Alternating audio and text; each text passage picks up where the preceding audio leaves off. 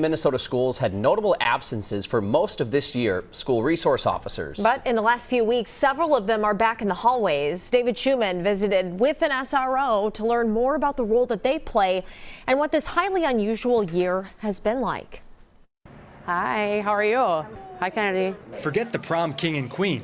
On this morning, Missy Parker could be one of the most popular people at Osseo Senior High School. Walking into the school every day, I enjoy coming to my job. Missy's one of the school resource officers here. Her rapport with students is plain to see. How are you? So good to see you. And that is much of the purpose of her job.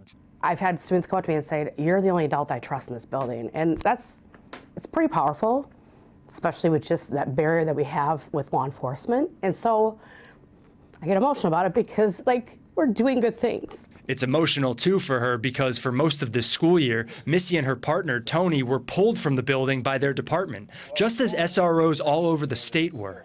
The reason was a law change about use of force that many police found ambiguous. This was Maple Grove's chief back in September. My decision is solely what is best for the students and what is best for the officers. Until a bipartisan fix to the law last month allowed her back, Missy says it felt like she'd been fired. But she supports the decision to pull out.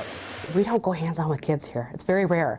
It's a simple, maybe there's a little tussle, and it's pulling them apart. And so I think there's such a misperception of what police do in the schools, and it's opposite of what the public thinks. Missy calls it a sigh of relief to be back in the halls here. For her, but also she believes for many of the students. It's a big part about us being safety in our school, but it's an advocate of our students too.